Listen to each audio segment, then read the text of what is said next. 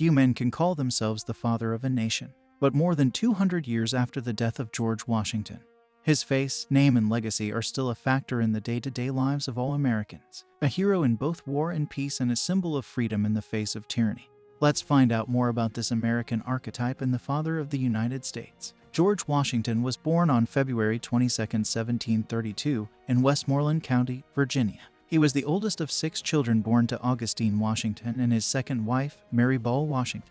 Washington's father was a wealthy plantation owner and served as a justice of the peace. Washington grew up on the family's plantation, called Mount Vernon, where he was educated by tutors and learned practical skills such as surveying and farming.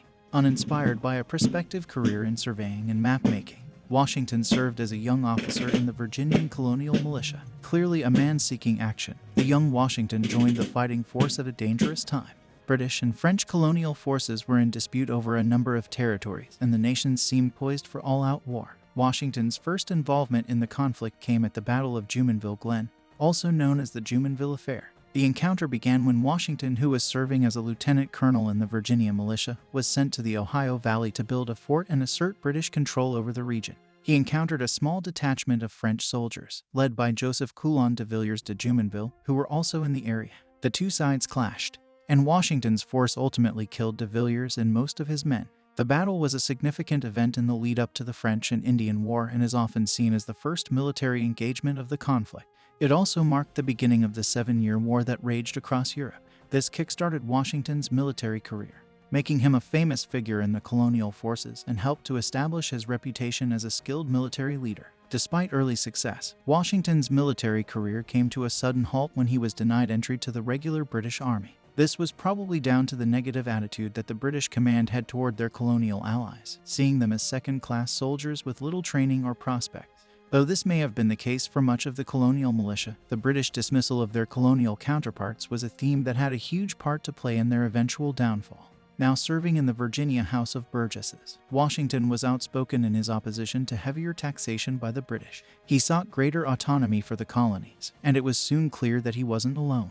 Growing discontent and talk of rebellion among the colonists came to a head when shots were fired between colonial militia and British forces in Lexington. The coming Revolutionary War was a series of bloody battles over the next 8 years that changed the futures of all the belligerents. Washington played a central role in the Revolutionary War, serving as the commander-in-chief of the Continental Army. Washington was seen as a seasoned military leader by his peers, having served with the British Army during the French and Indian Wars. He was appointed as the head of the Continental Army in 1775, and he led the American forces in a number of key battles against the British. Having early success in Boston against the British forces, the Colonial or Patriot Army marched on New York. Despite having time to prepare for the coming British invasion, the strong-willed but poorly trained patriots were pushed back by the British redcoats and morale hit an all-time low among their ranks. Realizing that the revolutionary forces were at risk of collapse, Washington made a bold move to get his army back to winning ways and drum up support and volunteers from the other colonists. On the night of December 25, 1776, Washington and his Continental Army crossed the Delaware River from Pennsylvania to New Jersey in order to launch a surprise attack on the Hessian forces stationed in Trenton. The crossing was a risky move, as the river was wide and icy, and the Continental Army was greatly outnumbered by the Hessians. However, Washington believed that it was a necessary move in order to keep the revolution alive. The Continental Army was in a state of disarray after a string of defeats, and many of the soldiers were considering deserting. Despite the challenges, Washington and his army successfully crossed the river and surprised the Hessians at Trenton, capturing a large number of them. The victory at Trenton was a much-needed morale boost for the Continental Army and helped to reinvigorate the revolution. It was also a turning point in the war, as it demonstrated that the British were not unbeatable and gave the Americans the confidence to continue fighting. Another major turning point of the war was the victory at the Battle of Saratoga in 1777. Which helped to secure support for the American cause from France and other European powers. The war continued for several more years, and Washington and his army faced many challenges, including shortages of supplies and funding. However, they persevered and ultimately emerged victorious. In 1783, the Treaty of Paris was signed, formally ending the war and recognizing the independence of the United States. Washington's leadership and determination were recognized as being crucial to the American victory. After the war, Washington returned to Mount Vernon and retired from public life. However, he was eventually persuaded to serve as the first president of the United States, and he was inaugurated in 1789. During his presidency, Washington established many of the institutions and customs that continue to shape the United States government today, such as the cabinet and the two-term presidency. He also faced a number of challenges, including dealing with the fallout from the French Revolution and managing tensions between the North and the South. Washington served 2 terms as president and retired in 1797.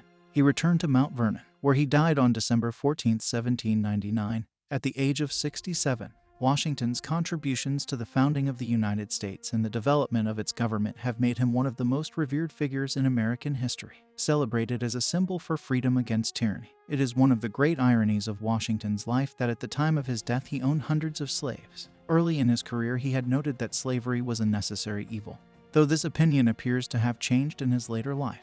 It is said that he was unwilling to give up his slaves as he knew that would involve disrupting their families, many of which had lived on his property for decades. Instead, he insisted that they all be freed after his death, and supposedly worked to educate and train younger slaves to prepare them for freedom. Regardless of his changing opinions, slave ownership continues to blemish Washington's career and legacy, although for the time his views toward slavery would have been considered extremely unusual. Despite this, Washington is still referred to as the father of his country and is honored with numerous memorials and tributes, including the Washington Monument in Washington, D.C.